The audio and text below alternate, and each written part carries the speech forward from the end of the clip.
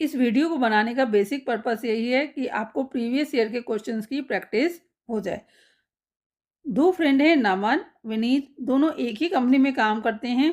नमन company में CEO है, Vineet production manager. दोनों कंपनीज के इश्यूज को लंच टाइम और ट्रैवलिंग के समय ही डिस्कस कर लेते हैं। रिसेंटली कंपनी में एक बड़ा ऑर्डर आया 5000 डिनर सेट सप्लाई करने का, जिससे कंपनी का प्रॉफिट जो है इंक्रीज हो जाएगा अगर कंपनी इसे टाइमली एग्जीक्यूट कर देती है। नमन ने इसकी इंपॉर्टेंस समझते हुए इसे विनीत को दे दिया। विनीत ने इसे टाइमली कंप्लीट कर दिया। क्वेश्चन में आपसे पूछा गया है कि ये किस तरह का कम्युनिकेशन है।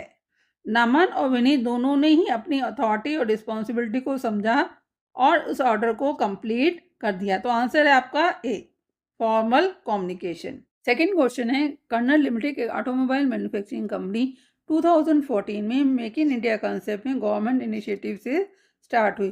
कंपनी को लगता है कि फ्यूचर में उसका अच्छा खासा ग्रोथ है। इसी को ध्यान में रखते हुए अपनी कैपेसिटी इंक्रीज करने के लिए उसने गवर्नमेंट से सब्सिडी भी ले ली है और टाइमली डिमांड कंप्लीट करने के लिए वो large amount of fix capital भी लगा रही है। क्वेश्चन में आपसे पूछा गया है, identify the factors that affects fix capital requirement, कि कौन सी फैक्टर्स हैं जो फिक्स कैपिटल रिक्वायरमेंट को अफेक्ट करते हैं ताकि कंपनी अपनी टाइमली डिमांड को कंप्लीट कर सके।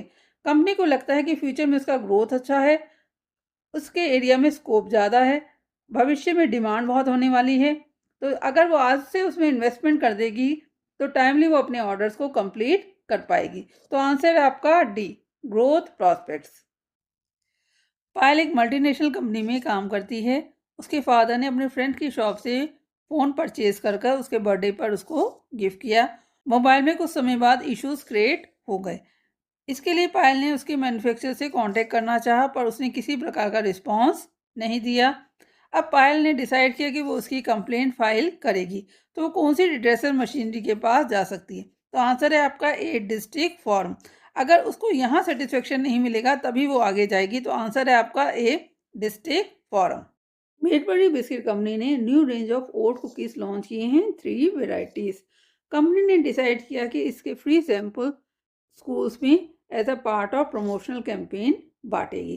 क्वेश्चन में आपसे पूछा गया कि ये कौन सा टूल ऑफ प्रमोशन है। तो आंसर है आपका सी, सेल्स प्रमोशन, जहां कंपनी इन्फॉर्म कर रही है और फ्री सैंपल बांट रही है। तो ये दोनों फीचर किसके हैं, सेल्स प्रमोशन के हैं। तो आंसर है आपका सी। डोविक्स एक लार्ज कंपनी है जिसका अच्छा खासा नाम है हेल्थ केयर इंडस्ट्री में। इसका स्पेशलाइजेशन है लाइफ सेविंग मेडिकेशन और मेडिकल डिवाइसेस बनाने में। इसके स्ट्रॉन्ग रेपुटेशन के कारण इसके इन्वेस्टर्स का इसके ऊपर ग्रेट फेथ है कि इसका फ्यूचर ब्राइट है। कंपनी अपनी एक्सपेंशन के लिए या न्यू प्रोजेक्ट लॉन्च करने के लिए आसानी से कैपिटल रेज कर पाती है। एज अ रिजल्ट कंपनी अपने शेयर होल्डर्स को डिविडेंड हाई पे करती है।